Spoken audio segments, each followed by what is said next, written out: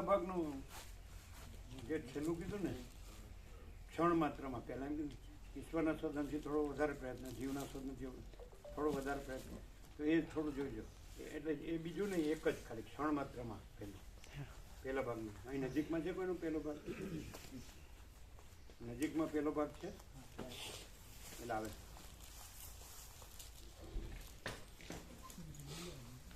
ખાલી ક્ષણ માત્રમાં છે ને પહેલું છેલ્લા સર્ગમાં. હા જો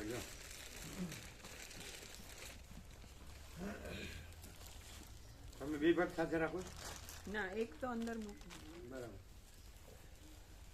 જોઈ લો જરા એમને. હા બોલો.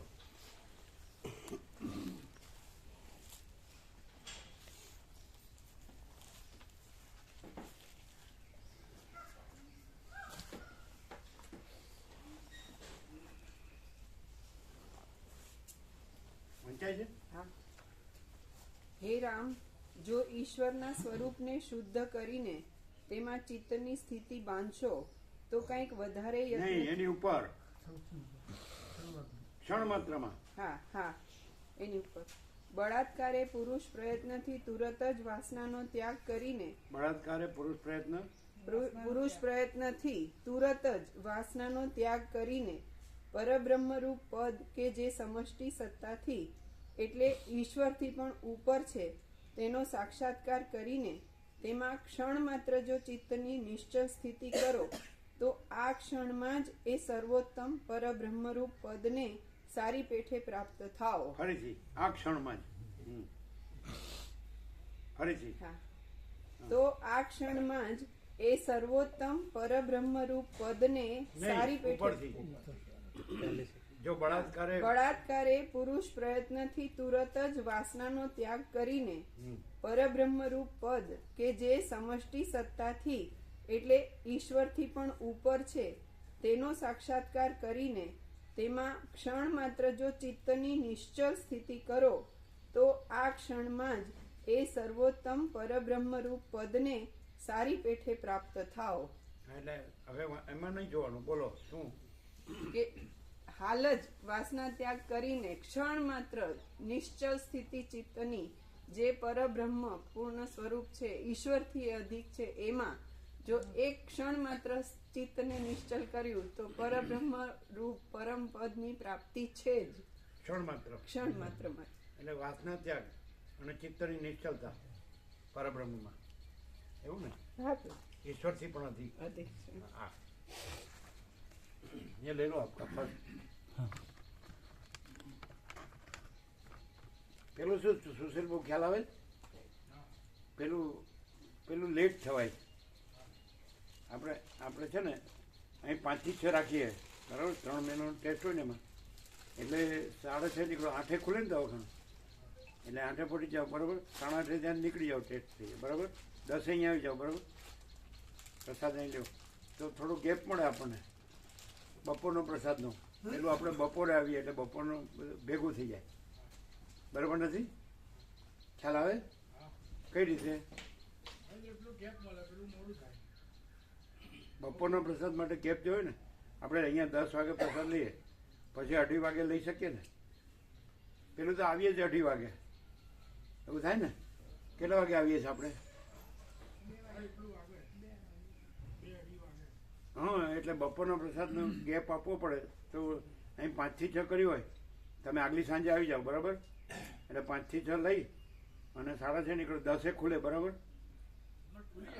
8 એટલે 8 પહોંચો ને, એટલે 8:30 નીકળો ત્યાંથી, તો 10 અહીંયા આવી જાઓ ને, એટલે એ લઈ લો પ્રસાદ, તો અઢી કલાકનો ગેપ મળે, બરાબર નથી? 1, 2, 2:30 વાગે લો તોય ચાલે, બરાબર? એટલે ગેપ પણ પેલો ગેપ ના મળે. આપણે 9 વાગે નીકળીએ ને 6:30 નીકળીએ, એટલે 2.5 કલાક મળે ને. ખ્યાલ આવે? એટલે બરાબર છે ને?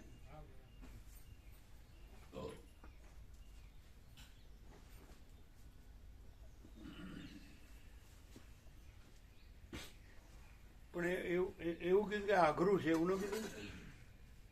એટલે પછી લાંબા કાળ સુધી અભ્યાસ રાખો ને એવું બધું આવ્યું, પછી એવું આવ્યું. હા, આ તો લાંબા કાળે અભ્યાસ નહીં ગણતો નથી, અભ્યાસમાં નથી રહેતો. એ તો લાંબા કાળે પૈસાને ભોગવમાં જ રહે છે. લાંબા કાળ એ જ અભ્યાસ રાખે. આનો અભ્યાસ લાંબા કાળ સુધી રાખે તોય નથી થતું, કારણ કે પેલો અંદર તો પૈસાને ભોગવવાનો જ અભ્યાસ હોય લાંબા કાળ સુધી, મરી ગયા સુધી. એવું નહીં? General, in general, practical. હે કે પાછું આમ હા ને ના ને સાચું બોલવાનું, પાપ નું લાગે. સમજે? ખોટું ક્યાં બોલવું છે આપણે? કેમ હસવાનું છે? જે હોય કયો ને તો આનંદ આવે, અને કાંઈ ન હોય એવું બોલો ને તો એમાં કાંઈ નહીં. જે હોય એ બોલો ને તો આનંદ આવે અને ચોખ્ખું થાય. સમજાય? આપણે કોઈને હારા થવું નથી, બરાબર? કોઈને હારા થવું નથી. અને બધા હારા થયા છે ભલે રહ્યા, એ ખબર છે કેવા હારા થયા છે. ખલાસ થઈ ગયા, ખલાસ. શું હારા થયા?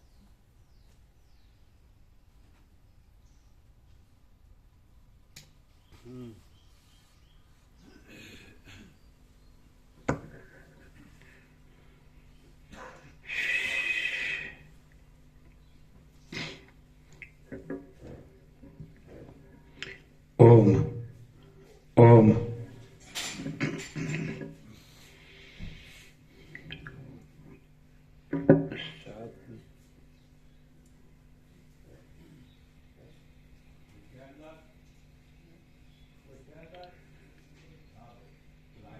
પરમ ચિદાકાશ, પરમ જ્યોતિ, અખંડ જ્યોતિ, મહાચિદાકાશ, સ્વયં પ્રકાશ, સંપૂર્ણ પ્રકાશ, પૂર્ણ બ્રહ્મ, અનંત તેજ ઘન, અનંત ચિત ઘન, પરમાકાશ, કેવલ, અનંત, શુદ્ધ તેજ ઘન, પરમાકાશ, અખિલ આત્મા, પૂર્ણ બ્રહ્મ, પરમાત્મા, પરમ ચિદાકાશ, परम ज्योति, अखंड ज्योति, अनंत, पूर्ण, परम चिदाकाश, परम शांति, स्वयं सिद्ध, स्वयं प्रकाश, स्वयं पूर्ण, स्वस्वरूप.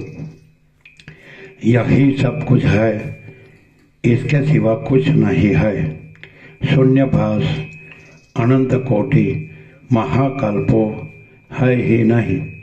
महाचिदाकाश, स्वयं प्रकाश, संपूर्ण प्रकाश, महाचिदाकाश ज्योति, महातत्व, महाचिदाकाश ज्योति, अनंत, अखंड, अभेद, महाचिदाकाश ज्योति, महातत्व, महासामान्य, महाचिदाकाश, स्वसंवेद्य, सहज निर्विकल्प, महाचिदाकाश, परम कैवल्य, परम शांति, परम चिदाकाश, अनंत, पूर्ण, निरपेक्ष सत, अनंत, संपूर्ण, अपरिघी, निर्भ्रांत, निरपेक्ष. वशिष्ठ राम, निर्वाण प्रकरण, राउंड, निर्वाण पूर्वार्ध, राउंड 41मो राउंड.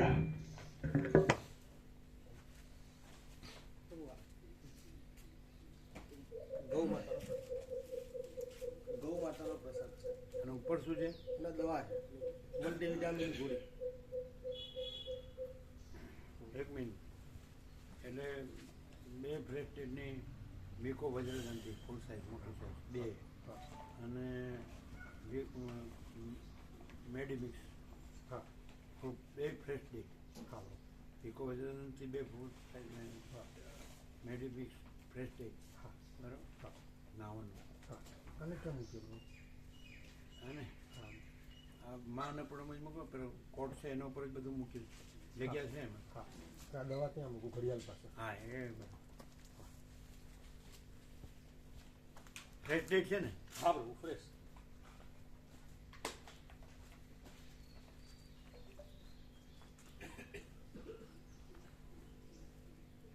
આમ તમારા ગાળાને તકલીફ નથી થઈ ને? મેં તો અમે વાંચીશું. I am ready. I am ready for Vasit Prakash. અહીંયા ખાલી છે ને લાઈટ મૂકવી પડે બસ. ના વાંચીએ વાંચીએ. અમે તો અહીં છીએ.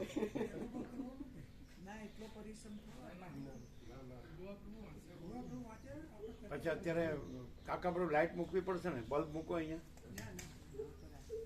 હા લઈ લો ને, બલ્બ મૂકો. આમાં તો ના વંચાય ને, આછું છે ને.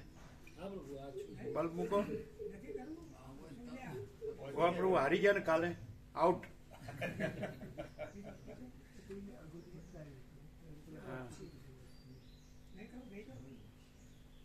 એસ્ટ્રોનોટ હોય ને એવું લાગે. એસ્ટ્રોનોટ કહેવાય ને, એસ્ટ્રોનોટ. આમ પૃથ્વીની પરિક્રમા કરવા નીકળે.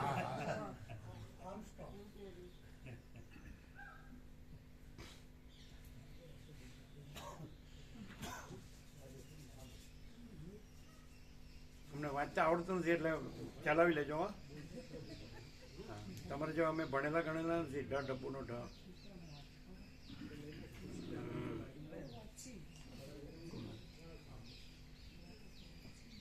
પેલા વાર છે કેમ કે કેતન પ્રભુ हमारे जो घड़ी के नीचे योगा से 2 भाग है, उसमें से पहला भाग लो और चश्मा लो. अरे आप बल्ब बदलो. दूसरा भाग लेना. हाँ दूसरा, सॉरी.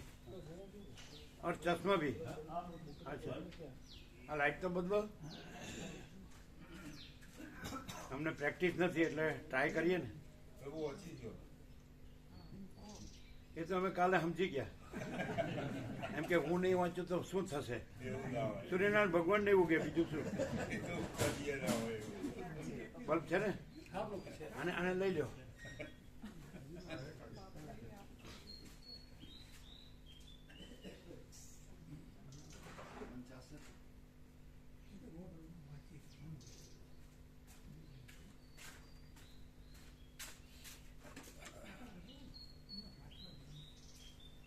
આપણે વાંચવાનો અભ્યાસ નથી પણ ટ્રાય કરીને. તમે તો હાલા ભણેલા ગણેલા બધા. કેમ વાર થઈ? બીજું ઓબ્ઝર્વેશન કરતા શું ઓછું છે ને શું વધુ છે, અને ક્યાં સોનું સંતાડ્યું છે ને ક્યાં પૈસા સંતાડ્યા છે. બરાબર, શોધો તો ચડી જાય. એક માનકુણા મૂકીને એક આ બાજુ મૂકીને. બરાબર, કરો કરો. બલ્બ અચ્છા, અહીંયાનો બલ્બ હતો, અહીંયાનો બલ્બ મુકાયો હતો વ્યવસ્થિત. એને મૂકી દે ને.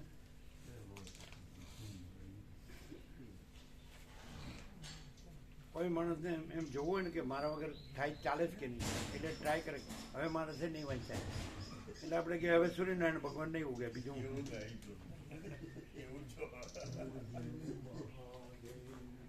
ભાઈ આપણે જેવું આવડે એવું ભાંગ્યું તૂટ્યું.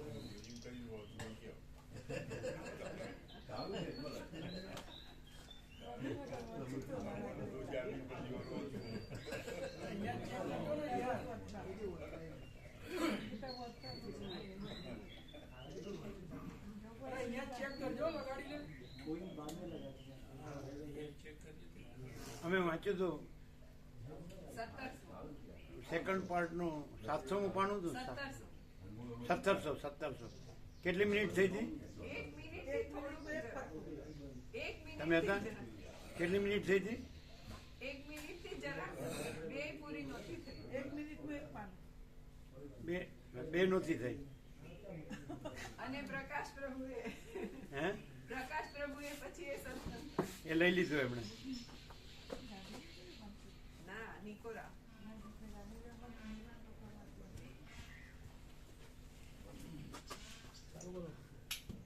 Very good, thank you.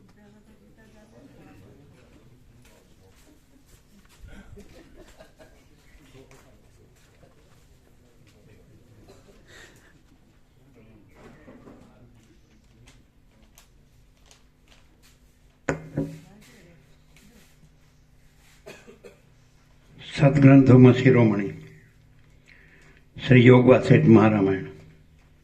ઓમ. આદિ કવિ શ્રી વાલ્મીકી મુનિ પ્રણીત શ્રી યોગ વાસેઠ મહારામાયણ શુદ્ધ ગુજરાતી ભાષાંતર. 6. નિર્વાણ પ્રકરણ પૂર્વાર્ધ. સર્ગ પહેલો. આ પહેલા સર્ગમાં વસિષ્ઠના વાક્યથી શ્રોતાએ ઉઠ્યાનો, તેઓએ આહ્નિક ક્રિયાઓ કર્યાનું અને સાંભળેલા વિષયનું ચિંતન કરી નિદ્રાથી રાત્રિ વ્યતીત કર્યાનું વર્ણન કરવામાં આવશે. દૈનિક વ્યવહારનું વર્ણન. વાલ્મીકી બોલ્યા, હે રામ, ઉપશમ પ્રકરણ પછીનું હવે આ નિર્વાણ પ્રકરણ સાંભળો, કે જે પ્રકરણ જાણવાથી મુક્તિ મળે છે. એ પ્રમાણે સર્વોત્તમ વક્તા વસિષ્ઠ મુનિ કહેતા હતા અને રામચંદ્રજી મૌન ધરીને એક ચિત્તથી સાંભળતા હતા. રાજા લોકો વસિષ્ઠ મુનિની વાણીના અર્થમાં તલ્લીન થઈને મન અને શરીરના વ્યાપારો ભૂલી ગયા હતા, જેથી તેઓ ચિત્રમાં આલેખેલા સ્થિર જેવા જણાતા હતા. ચાલશે ચાલશે અલ્યા, તમારે જેવું નથી આવડતું.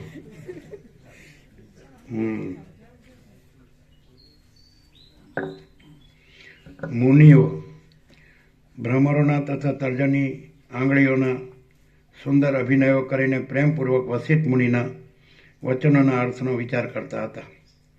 આત્મતત્વના અવલોકનરૂપી મકરંદના સ્વાદને લીધે નેત્રોરૂપી ભ્રમરો સ્થિર થઈ જવાથી સાંભળવા બેઠેલી સ્ત્રીઓ જાણે વૃક્ષની અતિ સુંદર મંજરીઓ હોય એવી જણાતી હતી.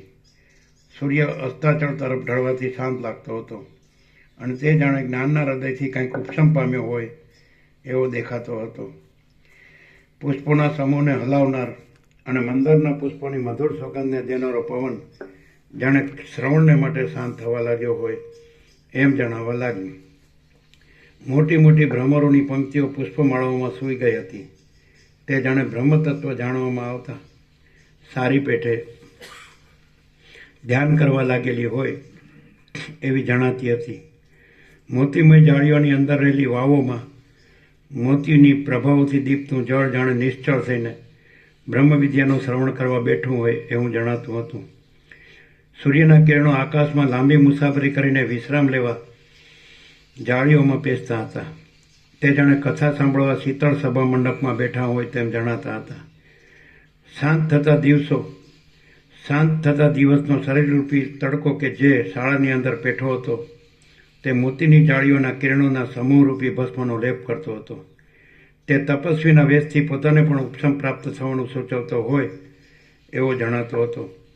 રાજાઓના હસ્તોમાં અને મુકુટોમાં રહેલા નીરકમળો જાણે વસિષ્ઠ મુનિનો રસથી ભરપૂર ઉપદેશ સાંભળીને રાજાઓના અંતઃકરણની પેઠે વૃત્તિઓથી રહિત થયા હોય તેમ બીડાઈ જવાને તૈયાર થતા હતા. બાળકો, મૂર્ખ લોકો અને પાંજરામાં રહેલા પક્ષીઓ ભોજન લેવાની ઉતાવળથી તે ઘરની સ્ત્રીઓની વારંવાર કનડગત કરતા હતા. રાત્રિએ ખીલતી પોયણીઓનો પરાગ ભમરોની પાંખોથી ઉડીને ચામરોની ઉપર અને લોકોની આંખોની પાંપણોના રૂવાઓ ઉપર ચોંટતો હતો અને સૂર્યના કિરણો જાણે મેરુ આદિ પર્વતોની ગુફાઓમાંથી બહાર નીકળેલા છાયાઓના સમૂહરૂપ અંધકારના ભયથી નાસીને ગોખાદીના દ્વારોમાં છુપાઈ રહેવા માટે ઘરોના મધ્યમાં પેઠેલા હોય એવા લાગતા હતા. તે સમયમાં દિવસનો ચોથો ભાગ બાકી રહ્યાની સૂચના આપનારો અને દિશાઓના મુખોને પૂરી દેનારો ભેરીઓનો, ઢોલોનો તથા શંખોનો ધ્વનિ થવા લાગ્યો. જેમ મેઘનાનાથથી મયુરોનો મોટો શબ્દ પણ સ્પષ્ટ સંભળાતો નથી, તેમે ભેરિયાદી વાજાના શબ્દથી વસિષ્ઠ મુનિનું ઉચ્ચ સ્વરવાળું તે વ્યાખ્યાન પણ સ્પષ્ટ સંભળાતું નહોતું. જેમ ધરતીકંપ થતાં તાડના વન કંપવા લાગે છે, તેમ પિંજરા ડોલી જવાથી અંદર રહેલા પક્ષીઓ ફફડાટ કરતા હતા. જેમ વર્ષા ઋતુમાં વાદળા બે શિખરોના ઊંચા મધ્યમાં ગર્જના કરતા ભરાવા લાગે, તેમ ભેરી આદિના શબ્દથી ત્રાસ પામેલા બાળકો રુદન કરી માતાની છાતી સરસા લાગી જતા હતા. અને જેમ જરાક ક્ષોભ પામેલા પ્રવાહોવાળી નદીઓમાંથી જળબિંદુઓ ઉડવા લાગે, તેમ રાજાઓના મુકુટોમાંથી પરાગોના લીધે ધોળા લાગતા ભરમાઓ ઉડવા લાગ્યા. આ રીતે દિવસને વૃદ્ધપણું પ્રાપ્ત થતાં શંખ આદિનો શબ્દ ધીરે ધીરે શાંત થતાં અને દશરથ રાજાની સગળી સભા ઉઠવાના માટે ચંચળ થતાં વસિષ્ઠ મુનિએ મધુર વિચારવાળા વિષયનો ઉપસંહાર કરતાં સભામાં બેઠેલા રામચંદ્રજી આદિ સભાસદોને નીચે પ્રમાણે કહ્યું. વશિષ્ઠ બોલ્યા, હે રામચંદ્રજી, આ વ્યાખ્યાનના સમૂહરૂપ જે નિર્દોષ જળ મેં પસારેલ છે તેનાથી તમે તમારા ચિત્તરૂપી પક્ષીને બાંધી હૃદયમાં રોકીને આત્મારૂપ બનાવી દો. જેમ હંસ પાણીને ત્યજી દઈને દૂધને ગ્રહણ કરે છે તેમ તમે અવળી સમજણને ત્યજી દઈને મારી વાણીના અક્ષય અર્થનું ગ્રહણ કર્યું ને. હે રામચંદ્રજી, તમારે પોતાની બુદ્ધિથી વારંવાર સંપૂર્ણ રીતે આ વિષયનો વિચાર કરીને હવે આ રસ્તે ચાલવું. હે રામચંદ્રજી, મારા કહેલા વિચારોને અનુસરીને જ વ્યવહાર કર્યા કરશો તો સંસારમાં બંધાશો નહીં તો જેમ હાથી વિંધ્યાચળના ખાડામાં પડે છે તેમ તમે મોહરૂપી ખાડામાં તરત પડશો. મારા વચનને વિવેક બુદ્ધિથી નહીં વિચારો તો જેમ આંધળો અથવા દીવો વગરનો માણસ રાતે ખાડામાં પડે છે તેમ તમે મોહરૂપી ખાડામાં પડશો. મારા કહેલા વિષયની સિદ્ધિ માટે આવી પડેલો વ્યવહાર અસંગપણાથી કરવો એટલા જ શાસ્ત્રીય સિદ્ધાંતને હૃદયમાં રાખીને અખંડ આત્માના બોધવાળા થાઓ. આવી પડેલો વ્યવહાર, મારા કહેલા વિષયની સિદ્ધિ માટે આવી પડેલો વ્યવહાર અસંગપણાથી કરવો એટલા જ શાસ્ત્રીય સિદ્ધાંતને હૃદયમાં રાખીને અખંડ આત્માના બોધવાળા થાઓ. હે મહારાજ દશરથ, હે રામચંદ્રજી, હે સભાસદો, હે લક્ષ્મણ, હે રાજાઓ, આજે તમે દિવસ સંબંધી નિત્ય કરવાના સર્વ કામકાજ કરો, કેમ કે આજનો દિવસ પૂરો થવા આવ્યો છે.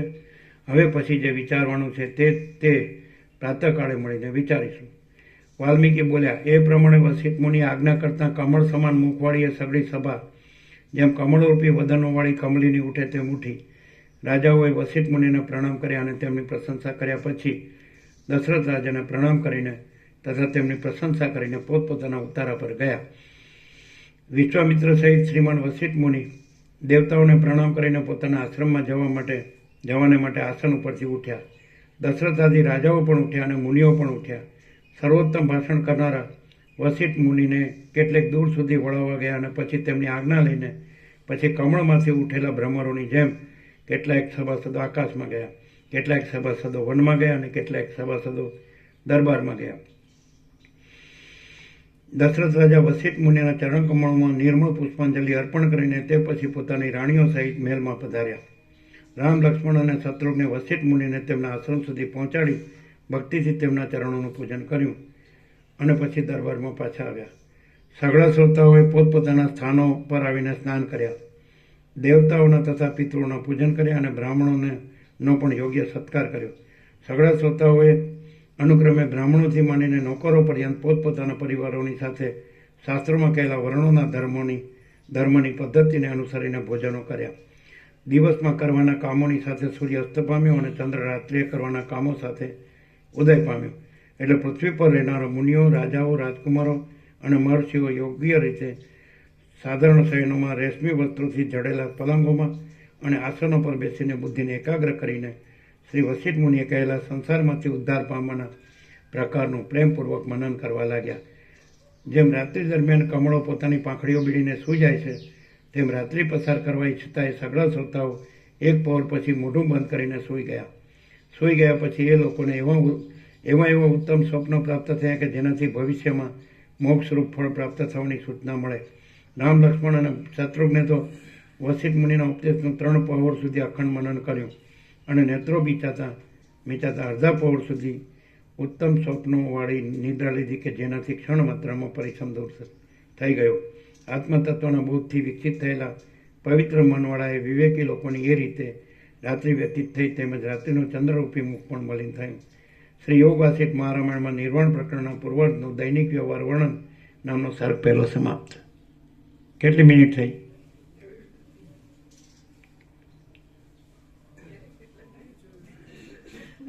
મામા પ્રભુ આ તો વહેલા છૂટી જઈશું. 5 મિનિટ રહી કે 7 મિનિટ રહી?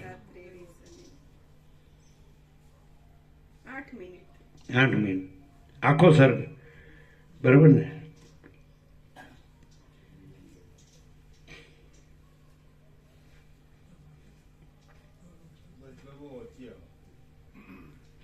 તમે થોડો વિશ્રામ કરો. મામા કે તમે ઉતાવળે વાંચો એટલે સમજાતું નથી, એવું છે? આનંદ પ્રભુ એવું છે? ચોખ્ખું પેલા એમ બોલે ચોખ્ખું વંચાય છે. સર્ગ બીજો.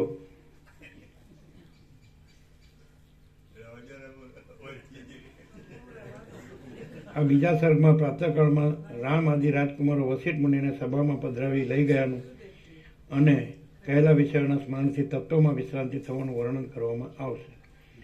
વસિષ્ઠનું સભામાં આગમન અને પૂર્વકથિત વિષયોનું સ્મરણ. વાલ્મીકી બોલ્યા, પછી નિસ્તેજતા પામેલા ચંદ્રરૂપી મોઢાવળી અને જેનું અંધકારરૂપી શરીર વિખાવા લાગ્યું હતું, એવી રાત્રિ જેમ વિવેકનો ઉદય થતાં ક્ષીણ થવા લાગેલી વાસના જણાય, તેમ સૂર્યનો ઉદય થતાં જણાવવા લાગી. પ્રકાશના કિરણોવાળા સૂર્ય ઉદયચરણમાં જાણે ઊંચા હસ્તનો સમૂહ પ્રકટ કર્યો હોય એવો પ્રકાશનો દેખાવ કર્યો, અને અસ્તાચળમાં જાણે તે પર્વતની ઊંચી ટોચ ઉપર ખોટા રંગનું કાંઈ ઘરેણું પહેરાવ્યું હોય એવો પ્રકારનો દેખાવ કર્યો. ઝાકળના ટીપાને દૂર કરનારો, ચંદ્રના મંડળને નિસ્તેજ કરી દેનારો અને જાણે સૂર્યરૂપી ચક્ષુથી ચાંદનીને ગળી ગયો એવો પ્રભાતનો પવન વાવા લાગ્યો. રામ, લક્ષ્મણ અને શત્રુઘ્ને ઉઠીને સ્નાન કર્યું અને પછી સંધ્યાવંદન કરીને અનુચરોની સાથે વસિષ્ઠ મુનિના પવિત્ર આશ્રમે ગયા.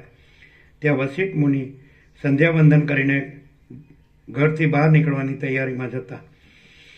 તેમના ચરણોમાં અર્ઘ્ય પ્રદાન કરીને તેઓએ વંદન કર્યું. વસિષ્ઠ મુનિનો આશ્રમ ક્ષણ માત્રમાં મુનિઓથી, બ્રાહ્મણોથી, રાજાઓથી, હાથીઓથી, ઘોડાઓથી, રસોથી અને પાલખીઓથી ભરપૂર થઈ ગયો. પછી એ મહામુનિ વસિષ્ઠ પોતાની પાછળ વાહનો પર બેસીને ચાલ્યા આવતા રામ આદિ રાજકુમારોની સાથે અને તે સેનાની સાથે વખતસર દશરથ રાજાના દરબારમાં પધાર્યા. સંધ્યા આદિ નિત્યકર્મોથી પરવારીને પ્રથમથી આવકાર આપવાને સજ્જ થઈ રહેલા દશરથ રાજાએ કેટલેક દૂર સુધી સામે જઈને ત્યાં વસિષ્ઠ મુનિની પ્રેમપૂર્વક પૂજા કરી. ફરી પણ મોતીઓના, પુષ્પોના તથા મણીઓના સમૂહથી અત્યંત શણગારી રાખેલી સભામાં પ્રવેશ કરીને તે સઘળા લોકો પોતપોતાના આસનો પર બેઠા. આ સમયે પૃથ્વીવાસી અને આકાશવાસી તેમના સઘળા શ્રોતાઓ પણ સભામાં આવી પહોંચ્યા. એ સૌમ્ય સભા એકબીજાને પ્રણામ આદિ કરીને દશરથ રાજાની પેટે જ એકાગ્રતાથી શરીર વગેરેની ચેષ્ટાઓને રોકી દીધેલી હોવાથી પવન વિનાના સમયમાં સ્થિર થયેલી કમલીની જેમ શોભવા લાગી.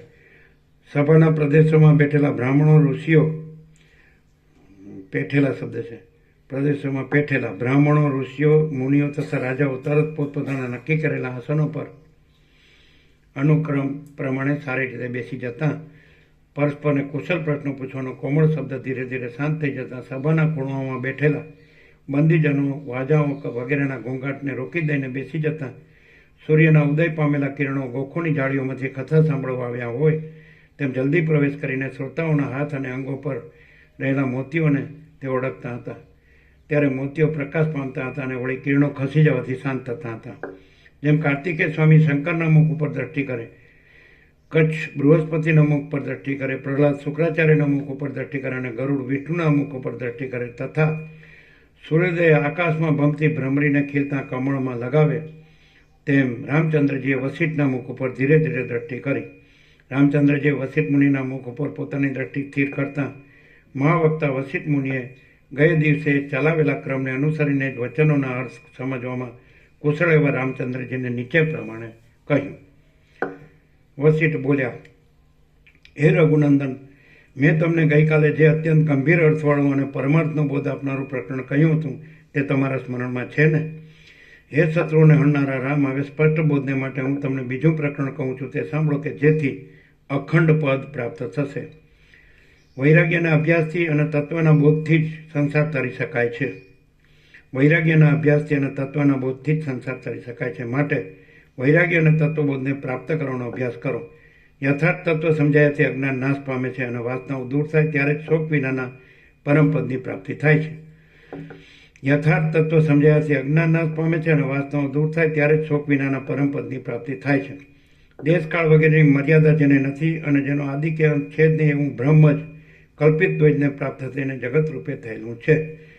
દેશકાળ વગેરેની મર્યાદા જેને નથી અને જેનો આદિ કે અંત છે જ નહીં એવું બ્રહ્મ જ કલ્પિત દ્વૈતને પ્રાપ્ત થઈને જગત રૂપે થયેલું છે. દેશકાળ વગેરે સઘળા પદાર્થોના માપ વગરનું શાંત અને સર્વમાં ઓતપ્રોત હોવાથી સત્તા સ્વરૂપે રહેલું કેવળ બ્રહ્મ જ છે.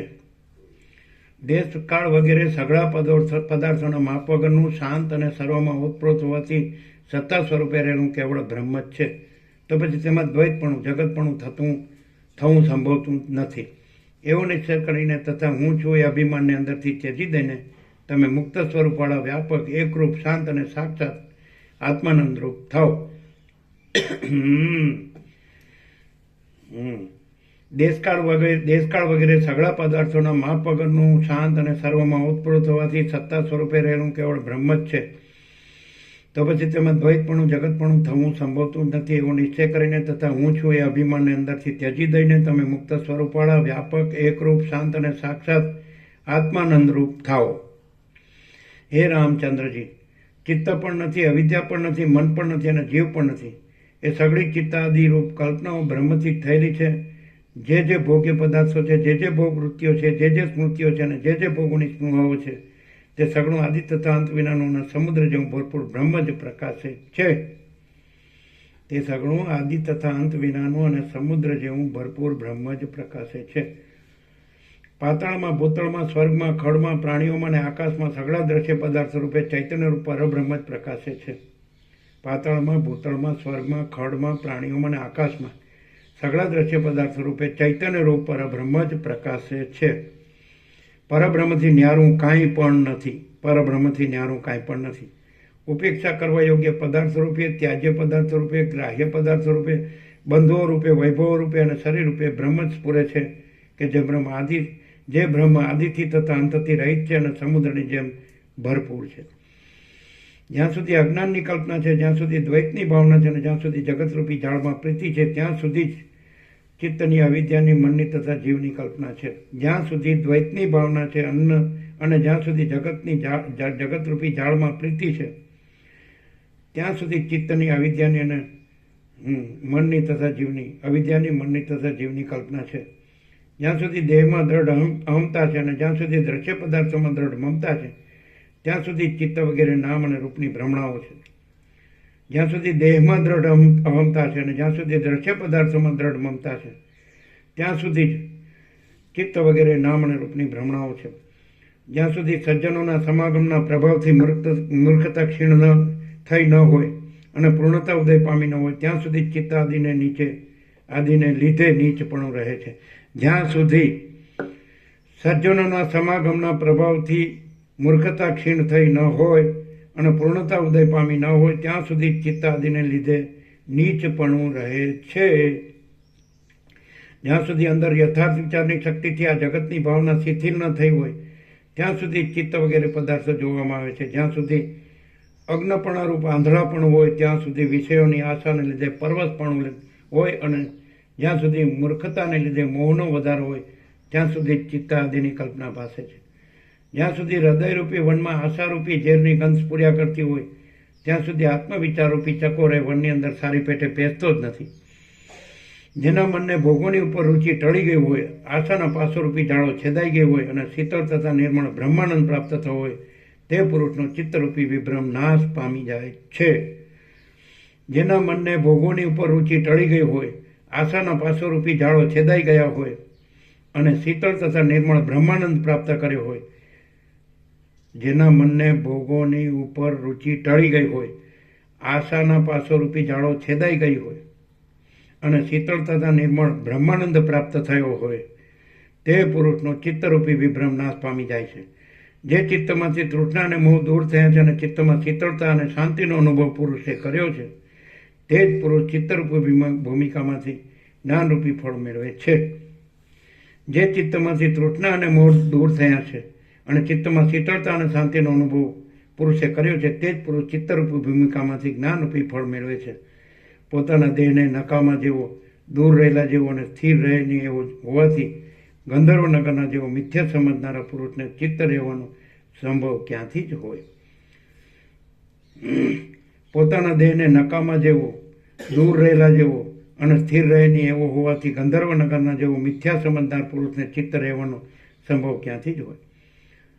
સંસારથી જુદા અપાર ચૈતન્ય રૂપ આત્માની ભાવના કરનારા અને જેના ચિત્તમાં જ સગળું જગત લીન થઈ ગયેલું હોય છે, એવા પુરુષને ચિત્ત તથા જીવ વગેરે હોવાથી ભ્રાંતિ થતી નથી. વગેરે હોવાથી નહીં, વગેરે હોવાની. સુધારવું હોય તો સુધાર લેવું. સંસારથી જુદા અપાર ચૈતન્ય રૂપ આત્માની ભાવના કરનારા અને જેના ચિત્તમાં જ સગળું જગત લીન થઈ ગયેલું હોય છે એવા પુરુષને ચિત્ત તથા જીવ વગેરે હોવાની ભ્રાંતિ થતી જ નથી.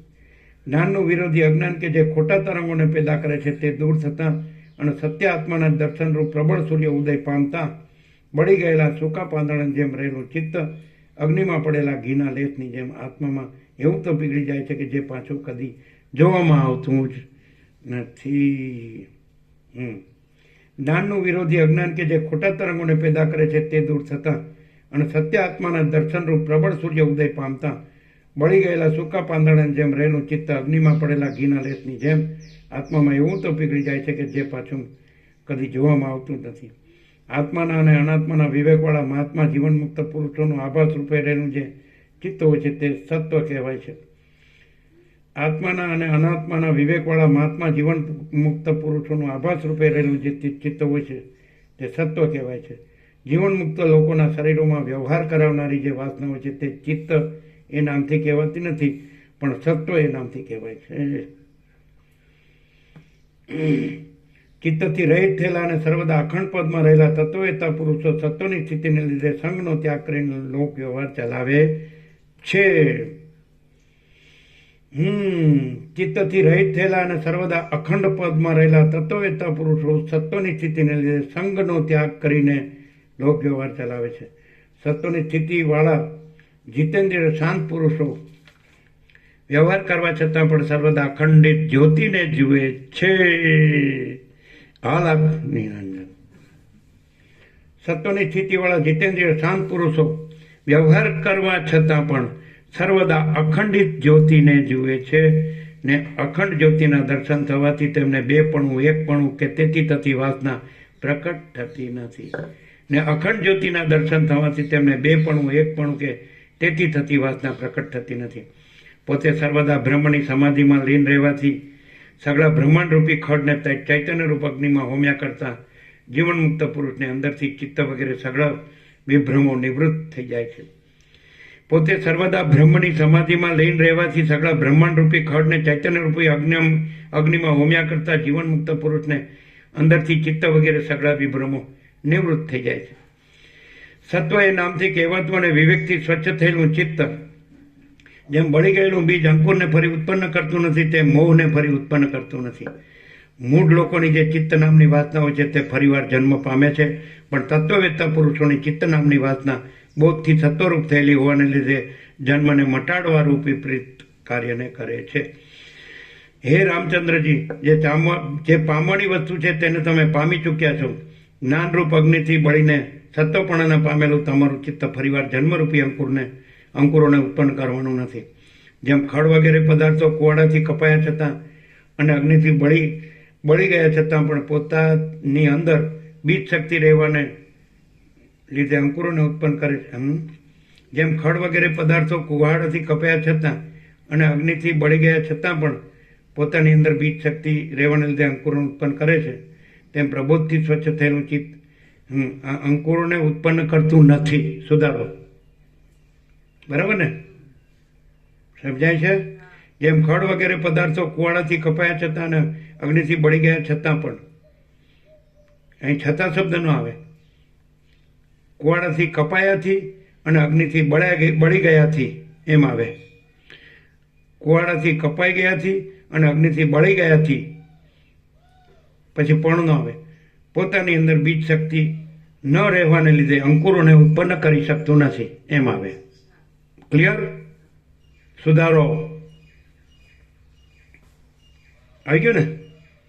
તેમ, કારણ કે દ્રષ્ટાંત છે એ પ્રમાણે આવે ને. તેમ, બરાબર? જેમ તેમ પ્રબોધથી સ્વચ્છ થયેલું ચિત્ત અંકુરોને ઉત્પન્ન કરી શકતું નથી, કેમ કે તેની તૃષ્ણારૂપી બીજ શક્તિ જ્ઞાનરૂપી અગ્નિથી બળી ગઈ હોય છે. બરાબર? જેમણે તેમ સરખું આવવું જોઈએ.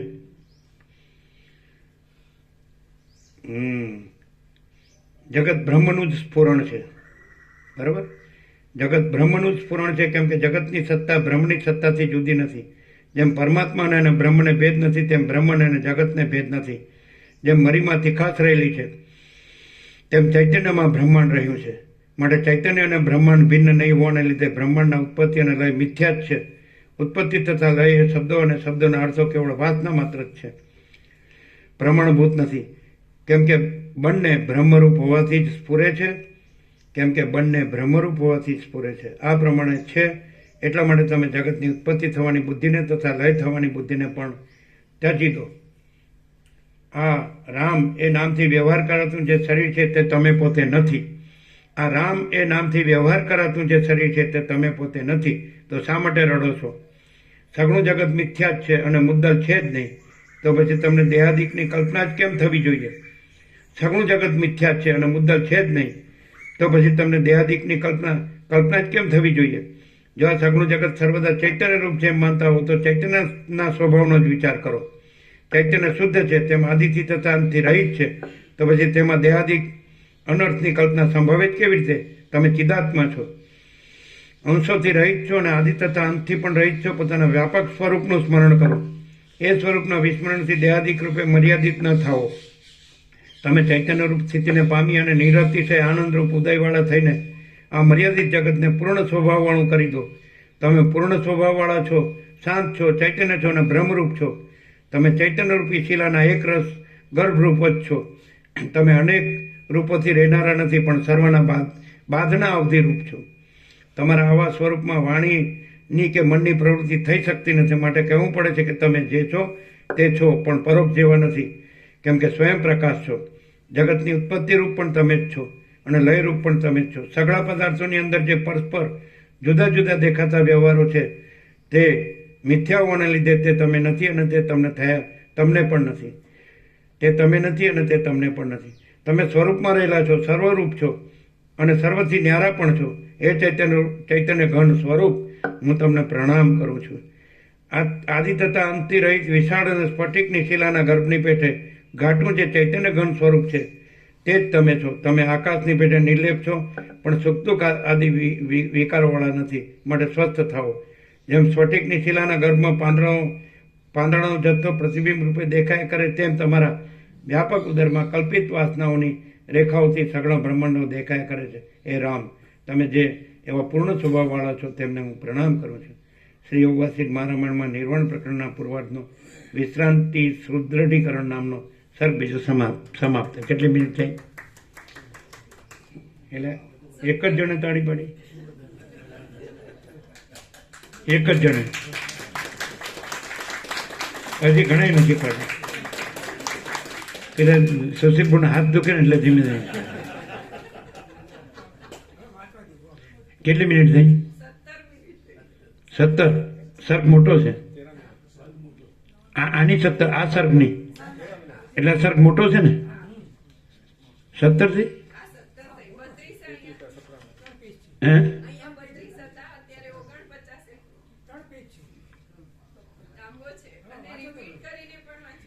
પૂર્ણ સ્થિતિની પ્રાપ્તિના ઉપાયનું વર્ણન. આપણે સર્વ નંબર કેટલા છે?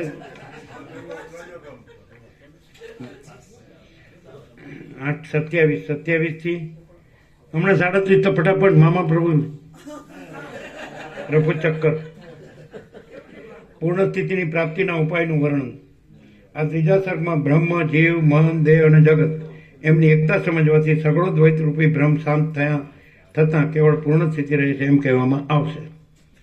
પૂર્ણ સ્થિતિની પ્રાપ્તિના ઉપાયનું વર્ણન. આ ત્રીજા સર્ગમાં બ્રહ્મ, જીવ, મન, દેહ અને જગત એમની એકતા સમજવાથી સગળો દ્વૈત રૂપી ભ્રમ શાંત થતાં કેવળ પૂર્ણ સ્થિતિ રહે છે એમ કહેવામાં આવશે. વસિષ્ઠ બોલ્યા, હે રામચંદ્રજી, જેમ સમુદ્રમાં ઉત્પન્ન થતી ઘણા તરંગોના ભેદોની કલ્પનાઓનું અધિષ્ઠાન જળ છે, જેમ સમુદ્રમાં ઉત્પન્ન થતી ઘણા તરંગોના ભેદોની કલ્પનાઓનું અધિષ્ઠાન જળ છે, તેમ જે ચૈતન્ય અનંત બ્રહ્માંડોની કલ્પનાઓનું અધિષ્ઠાન છે તે ચૈતન્ય તમે જ છો એવી ભાવના કરો. હે ચૈતન્ય સ્વરૂપ, તમે જન્મથી તથા મરણથી રહિત છો અને સંસારના સંબંધથી પણ રહિત છો. માટે તમારા વાસના વગેરે ક્યાં રહેલા છે તે કહો. ચૈતન્ય જ પોતાથી જીવ રૂપે અને વાસના આદિ રૂપે સ્ફુરે છે, તો તેમાં જળ એ શબ્દનો અને તેના અર્થનો પ્રસંગ જ શું છે તે કહો. તે તમે મોટા સ્ફુરણો રૂપી તરંગોવાળા ગંભીર અને સ્વયં પ્રકાશ આત્મ ચૈતન્ય રૂપ મહાસાગર છો. તમે મોટા સ્ફુરણો રૂપી તરંગોવાળા ગંભીર અને સ્વયં પ્રકાશ આત્મચૈતન્ય રૂપ મહાસાગર છો તથા આકાશની પેઠે નિશ્ચળ સમ તથા સૌમ્ય છો તથા આકાશની પેઠે નિશ્ચળ સમ તથા સૌમ્ય છો. સમુદ્ર સમાન તમારા સ્વરૂપમાં રામ એ નામરૂપી મોજું ઉઠેલું છે. સમુદ્ર સમાન તમારા સ્વરૂપમાં રામ એ નામરૂપી મોજું ઉઠેલું છે. જેમ ઉષ્ણતા અગ્નિથી ભિન્ન નથી, સુગંધપણું કમળથી ભિન્ન નથી. જેમ ઉષ્ણતા અગ્નિથી ભિન્ન નથી, સુગંધપણું કમળથી ભિન્ન નથી, કાળાપણું કાજળથી ભિન્ન નથી, ધોળાપણું હિમથી ભિન્ન નથી, મધુરપણું શેરડીથી ભિન્ન નથી અને પ્રકાશ તેજથી ભિન્ન નથી, તેમ અનુભવ વૃત્તિમાં પ્રતિબિંબિત ચૈતન્ય પરબ્રહ્મથી ભિન્ન નથી.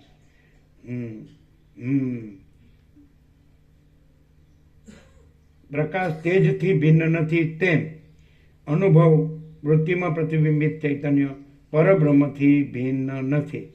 જેમ તરંગ જળથી અભિન્ન છે, જેમ જગત ચૈતન્ય તેમ જગત ચૈતન્યથી અભિન્ન છે. ચૈતન્યથી અનુભવ ભિન્ન નથી, અનુભવથી અહંકાર ભિન્ન નથી, અહંકારથી જીવ ભિન્ન નથી, જીવથી મન ભિન્ન નથી, મનથી ઇન્દ્રિય ભિન્ન નથી, ઇન્દ્રિયથી શરીર ભિન્ન નથી, શરીરથી જગત ભિન્ન નથી અને જગતથી ભિન્ન તો કાંઈ છે જ નહીં. માટે સગુણ જગત ચૈતન્ય છે. જેમ તરંગ જળથી અભિન્ન છે, અમે પાછું રિપીટ કરીએ એટલે પણ મિનિટ વધે, બરાબર છે. જેમ તરંગ જળથી અભિન્ન છે તેમ જગત ચૈતન્યથી અભિન્ન છે. ચૈતન્યથી અનુભવ ભિન્ન નથી, અનુભવથી અહંકાર ભિન્ન નથી, અહંકારથી જીવ ભિન્ન નથી, જીવથી મન ભિન્ન નથી, મનથી ઇન્દ્રિય ભિન્ન નથી, ઇન્દ્રિયથી શરીર ભિન્ન નથી, શરીરથી જગત ભિન્ન નથી અને જગતથી ભિન્ન તો કાંઈ છે જ નહીં. માટે સગુણ જગત ચૈતન્ય છે. આ પ્રમાણે અનાદિકાળથી આ જગતરૂપી મોટું ચક્ર પ્રવર્તેલું છે, પણ વાસ્તવિક રીતે જોતા કાંઈ પ્રવર્તેલું જ નથી અને પ્રવર્તેલું જ ન હોવાને લીધે તેમાં લાંબો કાળ કે ટૂંકો કાળ જેવી મર્યાદા પણ નથી. આ પ્રમાણે આ સગુણ સ્વયં પ્રકાશ છે, અનંત છે, અખંડિત છે અને આકાશમાં આકાશ જેવું છે, કોઈમાં કાંઈ રહ્યું છે એમ છે જ નહીં. આ પ્રમાણે આ સગુણ સ્વયં પ્રકાશ છે, અનંત છે, અખંડિત છે અને આકાશમાં આકાશ જેવું છે, કોઈમાં કાંઈ રહ્યું છે એમ છે જ નહીં. જ્યાં જગત છે તે શૂન્ય જ શૂન્યમાં ઉપસેલું છે, જ્યાં જગત છે તે શૂન્ય જ શૂન્યમાં ઉપસેલું છે. બ્રહ્મમાં બ્રહ્મ જ અભિવૃદ્ધિ પામેલું છે, બ્રહ્મમાં બ્રહ્મ જ અભિવૃદ્ધિ પામેલું છે. સત્યમાં સત્ય જ ઉદય પામેલું છે, સત્યમાં સત્ય જ ઉદય પામેલું છે અને પૂર્ણમાં પૂર્ણ જ રહેલું છે અને પૂર્ણમાં પૂર્ણ જ રહેલું છે. તત્વવેત્તા પુરુષ વિષયોને, વિષયોના પ્રકાશોને અને તેઓના સંકલ્પોને કરતા છતાં પણ કાંઈ જ કરતો નથી. તત્વવેત્તા પુરુષ વિષયોને, વિષયોના પ્રકાશોને અને તેઓના સંકલ્પોને કરતા છતાં પણ કાંઈ જ કરતો નથી, કેમ કે તેની દ્રષ્ટિમાં એ સર્વ પોતાના સ્વરૂપથી ભિન્ન જ હોતું નથી. કેમ કે તેની દ્રષ્ટિમાં એ સર્વ પોતાના સ્વરૂપથી ભિન્ન જ હોતું નથી. તત્વવેત્તા પુરુષને કરતા પણ છે જ નહીં. આ ગ્રાહ્ય છે એવી બુદ્ધિથી જે કાંઈ ગ્રહણ કરવામાં આવે છે તે જ તેમને સુખ દુઃખ આપનાર થાય છે. આ ગ્રાહ્ય છે એવી બુદ્ધિથી જે કાંઈ ગ્રહણ કરવામાં આવે છે તે જ તેમને નહીં, તે જ તમને સુખ દુઃખ આપનાર થાય છે. જો ગ્રાહ્યપણાની બુદ્ધિ ન હોય તો કશું ગ્રહણ કરવામાં આવતું નથી અને સુખ કે દુઃખ આપનાર પણ થતું નથી. આ ગ્રાહ્ય છે એવી બુદ્ધિથી જે કાંઈ ગ્રહણ કરવામાં આવે છે તે જ તમને સુખ દુઃખ આપનાર થાય છે. રામને કહે છે જો ગ્રાહ્યપણાની બુદ્ધિ ન હોય તો કશું ગ્રહણ કરવામાં આવતું નથી અને સુખ કે દુઃખને આપનાર પણ થતું નથી. જેમ એક આકાશ, બે આકાશ અને ઘણા આકાશો એ શબ્દો જુદા જુદા હોવા છતાં પણ એક જ છે, જેમ એક આકાશ, બે આકાશ અને ઘણા આકાશો એ શબ્દો જુદા જુદા હોવા છતાં પણ એક જ છે અને અર્થવાળા હોવા છતાં પણ અને અર્થવાળા નહીં, અનેક અર્થવાળા હોવા છતાં પણ અત્યંત શૂન્ય રૂપ જ અનેક, કારણ કે એક બે છે ને અને ઘણા એટલે અનેક અર્થવાળા હોવા છતાં પણ અત્યંત શૂન્ય જ છે. તેમ આત્મા અને જગત એ બે શબ્દો ભિન્ન છતાં પણ અભિન્ન જ છે અને અનેક અર્થવાળા હોવા છતાં અનેક અર્થવાળા હોવા છતાં પણ અનર્થક જ છે. તમે પોતાની અંદર આકાશની પેઠે નિર્લેપ રહો, બહાર સદાચારમાં તત્પર રહો અને હર્ષના તથા ક્રોધના વિકારોમાં કાટ તથા ઢેફાના જેવી સ્થિતિવાળા રહો. તરત મારી નાખવાને તૈયાર થયેલા મોટા શત્રુને પણ જે પુરુષ પોતાનો આત્મા જ ગણીને અત્યંત પ્યારો ગણે તે જ પુરુષ તત્વવેત્તા છે. તરત મારી નાખવાને તૈયાર થયેલા મોટા શત્રુને પણ જે પુરુષ પોતાનો આત્મા જ ગણીને અત્યંત પ્યારો ગણે તે જ પુરુષ તત્વવેત્તા છે. જેમ નદી પોતાના કિનારા પરના વૃક્ષને મૂળ સહિત ઉખેડી નાખે છે, તેમ જે પુરુષ પ્રેમને અને મત્સરને મૂળ સહિત ઉખેડી નાખે છે તે પુરુષ હર્ષના તથા ક્રોધના વિકારોને દૂર કરે છે. જો રાગ દ્વેષ અને તેઓના વિકારોના સ્વરૂપનો વિચાર કરવામાં આવે નહીં તો મહાત્માઓ પણ અમાત્માઓ જેવા જ લાગે છે. જો રાગ દ્વેષ અને તેઓના વિકારોના સ્વરૂપનો વિચાર કરવામાં નહીં આવે નહીં એટલે આમાં એવી રીતે લેવાનું, જેમ રાગ દ્વેષ અને તેઓના વિકારોના સ્વરૂપનો મહાત્માઓ ઉપર આરોપ કરવામાં આવે, મહાત્મા ઉપર આરોપ કરવામાં આવે એવું આવે સુધારો, તો મહાત્માઓ પણ અમાત્મા જેવા લાગે છે. મહાત્મા ઉપર રાગ દ્વેષ વગેરે વિકારોનો આરોપ કરવામાં આવે તો મહાત્માઓ પણ અમાત્માઓ જેવા લાગે છે. સમજાય છે? કારણ કે એ લોકો ઉપરથી જ દેખાય છે પણ અંદરથી એવા હોતા નથી. ખ્યાલ આવે છે? અને તેથી તેઓની સેવા પણ વ્યર્થ જ જાય છે. એટલે મહાત્માઓ ઉપર જે ખરેખર રાગદ્વેષ રહિત છે ને ખરેખર જે પરબ્રહ્મ રૂપ છે, પરમ સત્ય પરમ તત્વ રૂપ છે, તેમના પર જો રાગદ્વેષનો આરોપ કરવામાં આવે, સમજે, મહાત્માઓ અમાત્માઓ જેવા લાગે છે અને તેમની કરેલી સેવા પણ વ્યર્થ જાય છે. Thank you. સુધાર્યું? સુધાર્યું?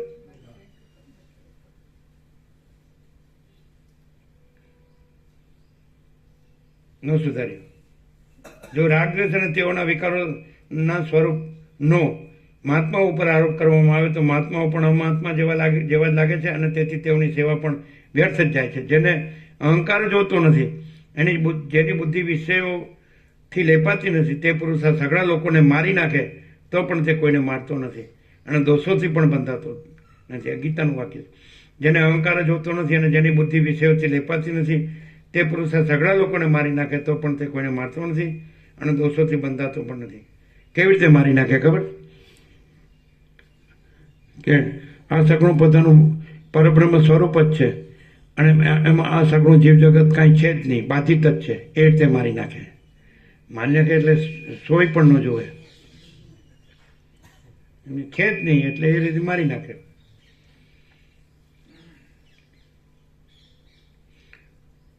જે વસ્તુ મુદ્દત છે જ નહીં તેને છે એમ માનવી એ જ માયા કહેવામાં આવે છે.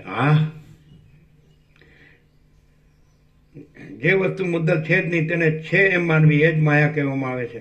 એ માયા આત્મજ્ઞાનથી નાશ પામે છે, તેમાં સંશય નથી. જે વસ્તુ મુદ્દત છે જ નહીં તેને છે એમ માનવી એ જ માયા કહેવામાં આવે છે. એ માયા આત્મજ્ઞાનથી જ નાશ પામે છે, તેમાં સંશય નથી. જેના ચિત્તની વાસનાઓનો સમૂહ તેલ વિનાના દીવાની જેમ શાંત થઈ ગયો હોય તે નિર્વિકાર તત્વવેત્તા પુરુષ ચિત્રમાં આલેખેલા રાજાની પેઠે સર્વદા અખંડ વિજય વાળો જ રહે છે. જેના ચિત્તની વાસનાઓનો સમૂહ તેલ વિનાના દીવાની જેમ શાંત થઈ ગયો હોય તે નિર્વિકાર તત્વવેત્તા પુરુષ ચિત્રમાં આલેખેલા રાજાની પેઠે સર્વદા અખંડ વિજય વાળો જ રહે છે.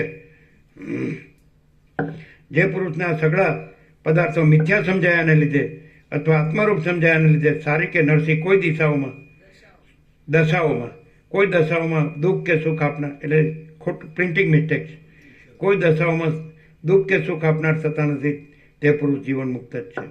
આ સગળા પદાર્થો મિથ્યા સમજાયાને લીધે અથવા આત્મારૂપ સમજાયાને લીધે સારી કે નરસી કોઈ દશાઓમાં દુઃખ કે સુખ આપનાર થતી નથી, તે પુરુષ જીવન મુક્ત જ છે.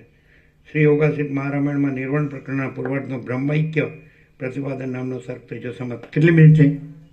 આમાં રિપીટ પણ કરીએ છીએ અને પ્રકાશ પણ કરીએ છીએ. 10 પાના કેટલા થયા? અરે પાના કેટલા થયા? 1 2 પાના. હાલ ફટાફટ.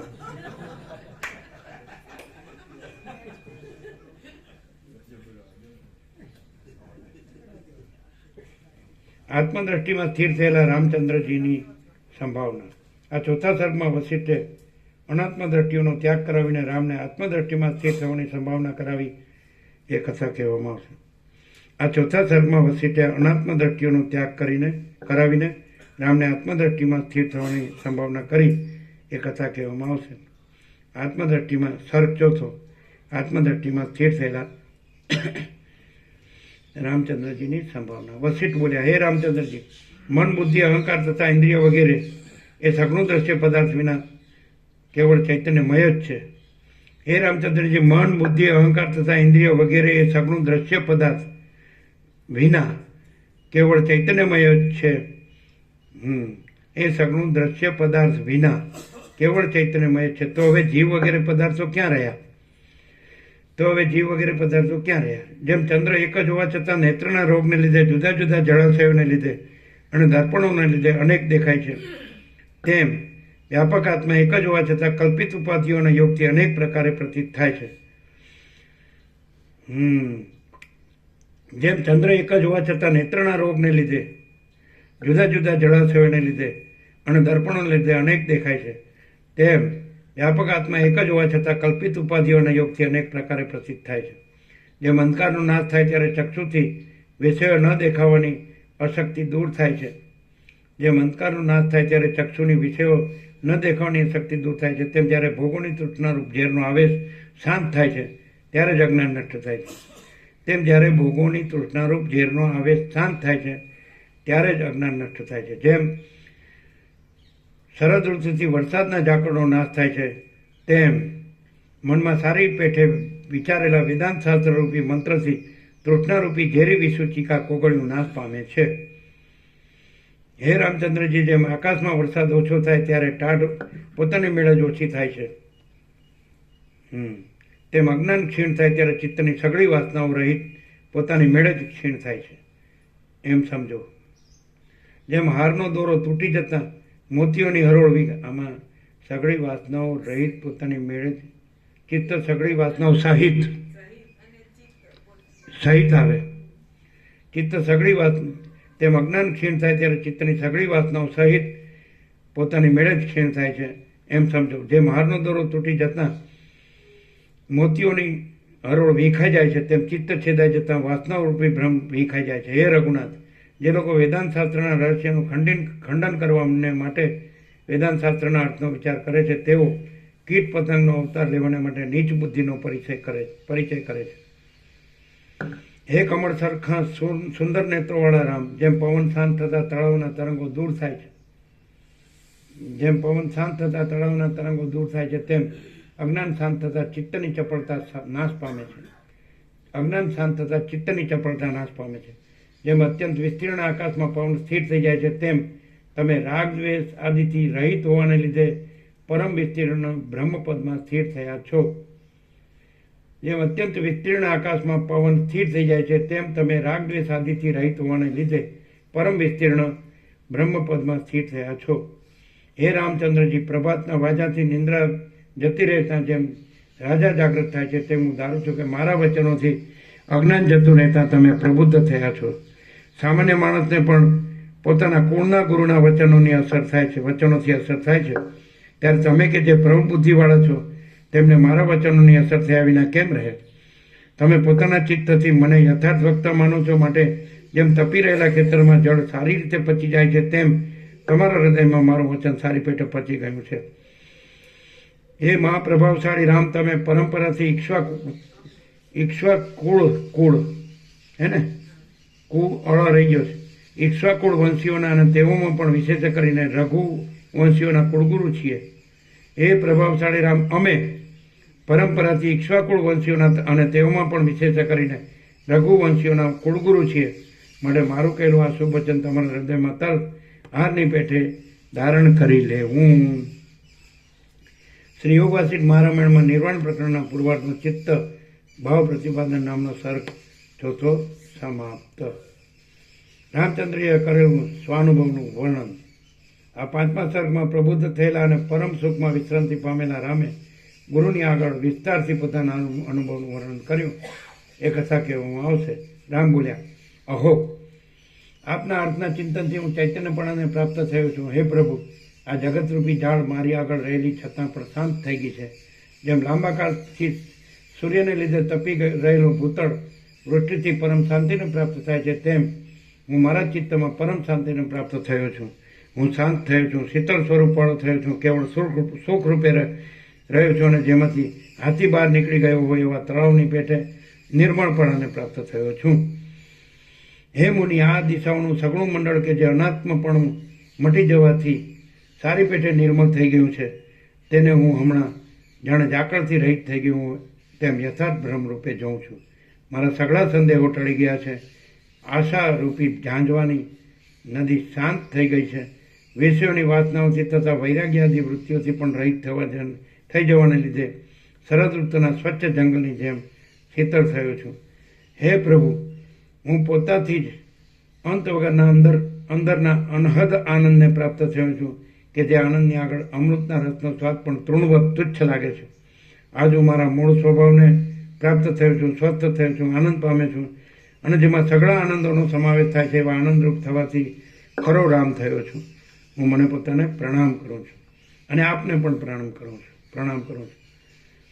જેમ પ્રભાતમાં સૂર્યનો ઉદય થતાં મૂર્ખ લોકોએ રાતમાં કલ્પેલું પિશાચોનું કુટુંબ શાંત થઈ જાય છે, તેમ મારા સર્વ સંશયો અને સર્વ કલ્પનાઓ શાંત થઈ ગયા છે. જેમ શરદ ઋતુમાં તળાવ નિર્મળ થાય છે, તેમ નિર્મળ વિસ્તીર્ણ હિમની પેટે શીતળ અને પરમાનંદથી સંપન્ન થયેલા હૃદયમાં મારું મન શાંતિ પામ્યું છે. આત્માને અજ્ઞાનરૂપી કલંક શા કારણથી આવ્યો છે? સ્વયં પ્રકાશ આત્મામાં એ કલંક કેમ રહેવું જોઈએ? અને પરિચ્છેદ વિનાના અસંગ આત્માને એ કલંક કેમ ઢાંકી દે છે? પરિચ્છેદ વિનાના અસંગ આત્માને એ કલંક કેમ ઢાંકી દે છે? ઇત્યાદિ સંશયો ચંદ્રની સમીપમાં નિર્મૂળ થતા અંધકારની જેમ નિર્મૂળ થઈ ગયા છે. જે કાંઈ છે તે સગળું સર્વત્ર અને સર્વદા સ્ફુરણમય આકારવાળો આત્મા જ છે. જે કાંઈ છે તે સગળું સર્વત્ર અને સર્વદા સ્ફુરણમય આકારવાળો આત્મા જ છે. માટે તેમાં આ પદાર્થ અન્ય છે ને વળી તેથી આ પદાર્થ અન્ય છે એવી ખોટી કલ્પના કેમ જ હોય? હું હમણાં પરમ પ્રકાશવાળો થયો છું. તેથી મને મારી પ્રથમની સ્થિતિ પર હસવું આવે છે કે હું આત્મજ્ઞાન વિના તૃષ્ણારૂપી બેડીથી બંધાઈને કેવો થઈ ગયો હતો. આહા, હવે મને સારી પેટે સ્મરણ પ્રાપ્ત થયું કે હું સર્વદા પૂર્ણ જ છું. હવે મને સારી પેટે સ્મરણ પ્રાપ્ત થયું. આહા, હવે મને સારી પેટે સ્મરણ પ્રાપ્ત થયું કે હું સર્વદા પૂર્ણ જ છું. આપની વાણીરૂપી અમૃતના પૂરમાં નાહવાથી હું આવી રીતનો બની ગયો છું. અહો, હું એવી પવિત્ર અને વિસ્તીર્ણ ભૂમિ પર ચડ્યો છું કે જે ભૂમિમાં મહાપ્રકાશ પાતાળની પેઠે દૂર રહ્યો નથી, પણ અહીં જ છે કે જે જન્મ મરણરૂપી સંસાર સમુદ્રને તરીને સંસારના અધિષ્ઠાનરૂપ થયો છું. અને તેથી સર્વદા સર્વ લોકોએ પ્રણામ કરવા યોગ્ય છું તેના પ્રણામ કરું છું. અહો, હું એવી પવિત્ર અને વિસ્તીર્ણ ભૂમિ પર ચડ્યો છું કે જે ભૂમિમાં મહાપ્રકાશ પાતાળની પેઠે દૂર રહ્યો નથી, પણ અહીં જ છે કે જે જન્મ મરણરૂપી સંસાર સમુદ્રને તરીને સંસારના અધિષ્ઠાનરૂપ થયો છું. અને તેથી સર્વદા સર્વ લોકોએ પ્રણામ કરવા યોગ્ય છું તેને પ્રણામ કરું છું. હું પોતામાં પોતાથી જ મોટા ઉત્કર્ષને પ્રાપ્ત થયો છું. હે પ્રભુ, હું હૃદયરૂપી કમળના કોષોમાં સ્પષ્ટ રીતે બ્રહ્માંડની પેઠે સ્થિરતાને પ્રાપ્ત થયેલા આપના ઉત્તમ ઉપદેશથી પોતાના સ્વરૂપના અનુભવને લીધે શોક વગરની અને સર્વદા પ્રકાશ રૂપે જીવન મુક્તિને પ્રાપ્ત થયો છું. હે પ્રભુ, હું હૃદયરૂપી કમળના કોષમાં સ્પષ્ટ રીતે બ્રહ્માંડની પેઠે સ્થિરતાને પ્રાપ્ત થયેલા આપના ઉત્તમ ઉપદેશથી પોતાના સ્વરૂપના અનુભવને લીધે શોક વગરની અને સર્વદા પ્રકાશ રૂપે જીવન મુક્તિને પ્રાપ્ત થયો છું. શ્રી યોગવાસિષ્ઠ મહારામાયણમાં નિર્વાણ પ્રકરણના પૂર્વાર્ધનો રાઘવ વિશ્રાંતિ વર્ણન નામનો સર્ગ 5મો સમાપ્ત. કેટલી મિનિટ થઈ? એટલે કુલ કેટલી થઈ?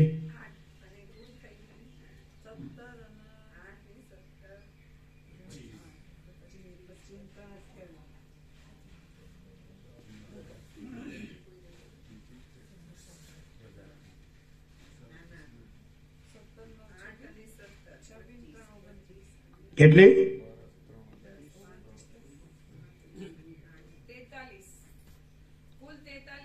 8 પાના થઈ ગયા. પ્રસાદ આપી દો.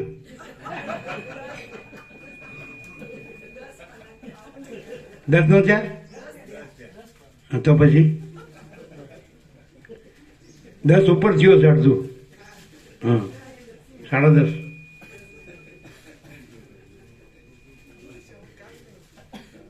એ રખ્યા કहाँ गए केतन प्रभु? ये दोनों रख्या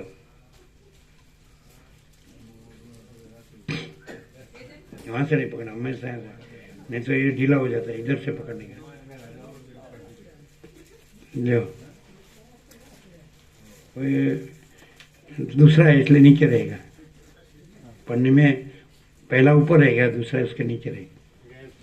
हाँ, બ્રહ્મ કૃપા એ કેવલમ શું છે?